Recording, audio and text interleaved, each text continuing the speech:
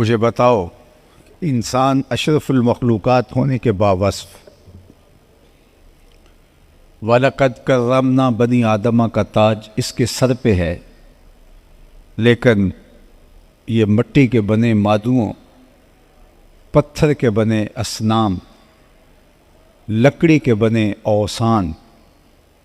اور مختلف دھاتوں کے بنے ہوئے بتوں کے چرنوں میں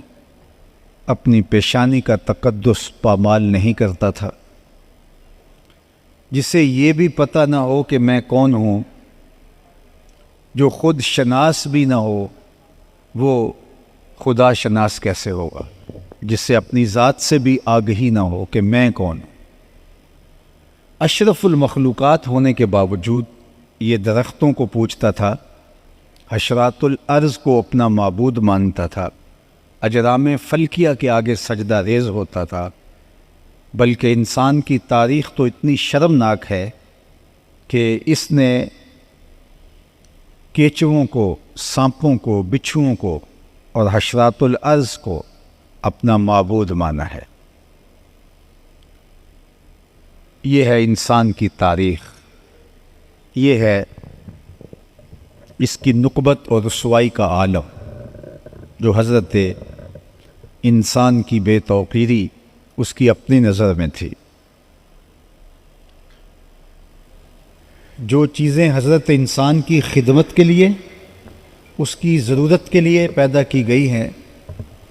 یہ ان چیزوں کو اپنا معبود سمجھ رہا ہے اور اپنا خدا مان رہا ہے اور ان سے ہاتھ جوڑ کے حاجتیں طلب کر رہا ہے۔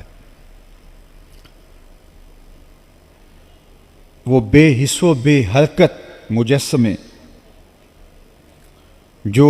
اپنے نفع نقصان کے مالک نہیں ہیں، ان کو اپنا خدا مان رہا ہے۔ یہ ہے انسان کی گراوٹ، یہ ہے اس کی ذلت، یہ ہے اس کی زبوں حالی، یہ ہے اس کی پستی، یہ ہے اس کی خود ناشناسی، اور یہ ہے اس کی رسوائی کا عالم۔ یہ تو حضور علیہ السلام نے آ کر کے بتایا کہ یہ تیرے معبود نہیں ہیں، تیری چوکھٹ کے فقیر ہیں۔ هو الذی خلق لکم ما فی الارض جمیعا، زمین میں جو کچھ پیدا کیا گیا وہ حضرت انسان کے لیے پیدا کیا گیا۔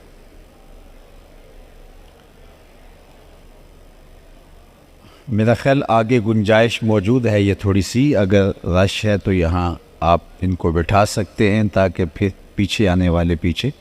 بیٹھ سکے، اور اگر ممکن نہیں ہے تو پھر احباب کو جہاں جگہ ملے وہیں وہ رک جائیں، تاکہ یہ بڑا مخصوص سا وقت ہوتا ہے، اور اس تھوڑے وقت کے اندر جو ہے وہ ہم زیادہ سے زیادہ آپ سے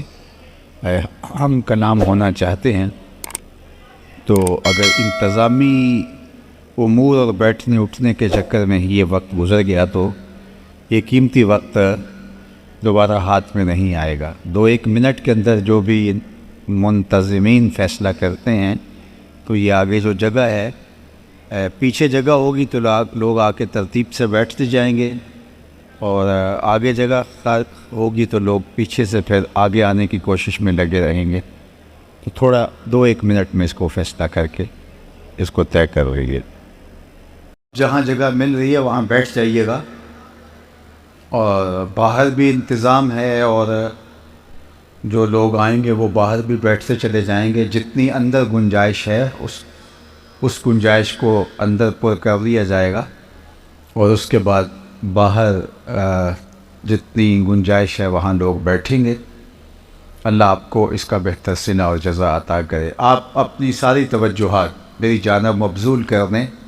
جہاں جن لوگوں نے بیٹھنا تھا وہ بیٹھ گئے۔ اب اس چیز کا بہت زیادہ خیال اور دھیان رکھیے گا، منتظمین بھی بیٹھ جائیں، اور اگر کسی کو کہیں بٹھانا ہو تو خاموشی کے ساتھ،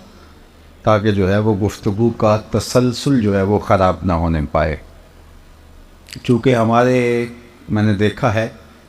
کہ کچھ خطیب ایسے ہوتے ہیں کہ وہ شور و غل میں بھی اپنی گفتگو کے تسلسل کو جاری رکھ لیتے ہیں، اور یہ بڑی ہمت ہوتی ہے، میں سمجھتا ہوں۔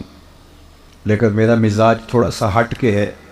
وہ جو اقبال نے کہا تھا کہ نظارے کے لیے جنبش مژگاں بھی بار ہے،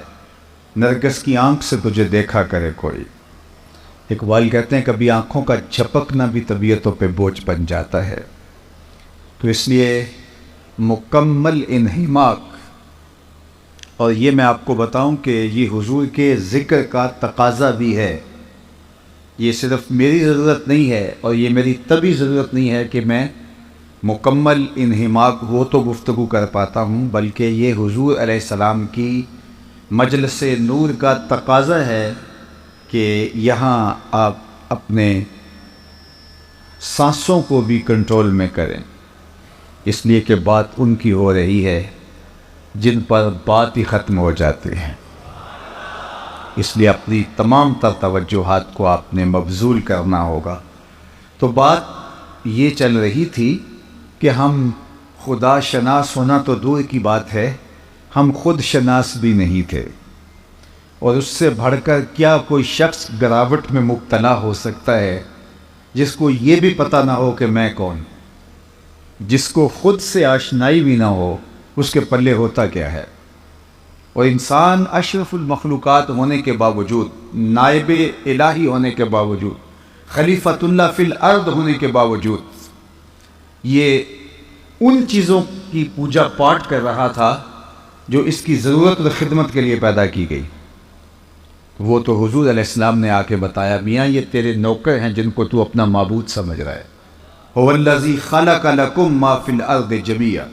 زمین میں جو کچھ پیدا کیا گیا حضرت انسان، یہ تیرے لیے پیدا کیا گیا، تیری ضرورت کے لیے پیدا کیا گیا۔ یہ درخت جن کو تو پوج رہا ہے، یہ تجھے چھاؤں فراہم کرنے کے لیے، تجھے پھل فراہم کرنے کے لیے، تجھے آکسیجن فراہم کرنے کے لیے، تیرے ایندھن کے کام آنے کے لیے پیدا کیے گئے ہیں، تو ان کو معبود سمجھ رہا ہے۔ یہ جانور تیری سواری کے لیے، بار برداری کے لیے، تیری غذائی ضرورتوں کی تکمیل کے لیے پیدا کیے گئے ہیں، اور تو ان کو اپنا معبود سمجھ رہا ہے۔ یہ اجرام فلکیہ، چاند سورج ستارے تیری راہوں میں روشنی اجالنے کے لیے،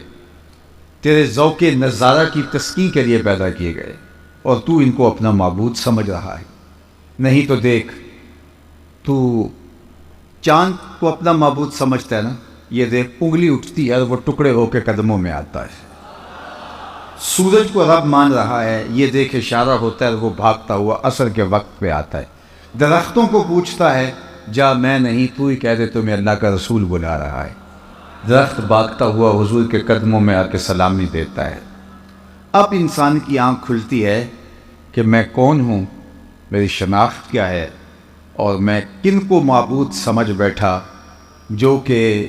میرے نوکر اور میرے خادم تھے۔ اے تماشا گاہ عالم روئے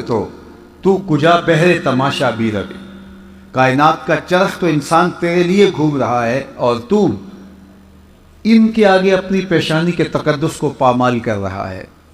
اب انسان کی آنکھ کھلتی ہے اور شعور بیدار ہوتا ہے، ذات سے ملاقات ہوتی ہے، خود آشنائی کے اجالے نصیب ہوتے ہیں، تو اب اس کا لہجہ تبدیل ہوتا ہے، اور اب یہ کہتا ہے ستاروں سے آگے جہاں اور بھی ہیں۔ اب اسے سمجھ آئی تو راز کن فقاں ہے، اپنی آنکھوں پر عیاں ہو جا، خودی کا رازداں ہو جا، خدا کا ترجمہ ہو جا،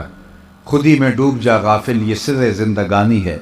نکل کر حلقہ شام و سحر سے جاوداں ہو جا، مسافے زندگی میں سیرت فولاد پیدا کر، شبستان محبت میں حریر و پرنیاں ہو جا، گزر جا بن کے سیلے تند روح کو ہو بیاباں سے، گلستان راہ میں آئے تو جوئے نغمہ خواں ہو جا، تیرے علم و محبت کی نہیں ہے انتہا کوئی، نہیں ہے تجھ سے بڑھ کر ساز فطرت میں نوا کوئی۔ اب انسان کو پتہ چلا، اب اس کو اپنی ذات سے ملاقات ہوتی ہے، وہ خود شناس ہوتا ہے۔ تو حضرت انسان کو جو اس کی ذات کا شعور نصیب ہوا، وہ اس دہلیز پہ آ کے نصیب ہوا، اور جنہیں یہ در نہیں ملا وہ آج بھی اندھیرے میں ہیں۔ یہ بالکل اپنی ہمسائیگی میں چلے جائیے، پی ایچ ڈی ڈاکٹر ہے اور بت کے آگے ہاتھ جوڑے کھڑا ہے، جو اپنے بدن پہ بیٹھی مکھی بھی نہ اڑا سکے، وہ تیری ضروریات کا کفیل کیسے ہو سکتا ہے؟ لیکن وہ بت کے آگے ہاتھ جوڑے اس سے مرادیں مانگ رہا ہے۔ دوسری جانب M B B S doctor ہے، اور وہ گائے کے پیشاب کو तबर्रुक समझ के चुस्कियाँ ले ले के पी रहा है, उसकी तबीयत में कोई नफासत नहीं है कि वो इस ताफ़ुन को महसूस कर सके, लेकिन उसकी गुमराही ने हुजूर का दर नसीब न होने में उसको अंधा कर रखा है और वो गाय के पेशाब को तबर्रुक समझ रहा है। दूसरी जानिब मैं एक अपना ज़ाती वाक़या शेयर किया करता हूँ कि हमारी मस्जिद की टूटियों पर एक कोई 8-9 साल का बच्चा दूसरी तीसरी क्लास का तालिब इल्म होगा, अपने पांचे को मल मल के धो रहा था। उसने कोई ज़रूरत से ज़्यादा पानी खोल दिया तो मैंने उसको झिड़कने के लहजे में कहा कि तूने इतना ज़्यादा पानी खोल के रखा है। तो वो लजाजत भरे में लहजे में मुझे कहता है कि जनाब मैं स्कूल जा रहा था तो किसी जानवर के पेशाब के छींटे मेरे पांचे पे गिर गए, तो मैं उनको धो रहा। तो मैं सोच में डूब गया कि उस डॉक्टर को तो पता नहीं चला जिसने MBBS किया है और वो गाय के पेशाब को तबर्रुक समझ रहा है, और ये 8-7 साल का बच्चा तीसरी चौथी क्लास का तालिब इल्म ये अपने पांचे के ऊपर पड़े हुए पेशाब के छींटे भी गवारा नहीं करता। तो मेरे अंदर से आवाज़ आई कि वो है डॉक्टर, लेकिन उसके हाथ में दामन मेरे हुजूर का नहीं, और ये है बच्चा माँ ने गुट्टी में प्यार ही हुजूर का दिया था, इसलिए तकद्दुस इसकी रूह तक उतर आया है और इसको जानवर के पेशाब के गैर मरी छींटे भी गवारा नहीं है। ये है तकद्दुस जो हुजूर के नाम से जुड़ा हुआ है और इसकी रूह तक उतर आया है। तो ज़िंदगी का जितना भी नूर है, ज़िंदगी का जितना भी तकद्दुस है, वो मिलता है हुजूर की चौखट से, और अगर किसी को ये चौखट नहीं मिली तो वो आज भी ज़ुल्मत में है, वो आज भी अंधेरे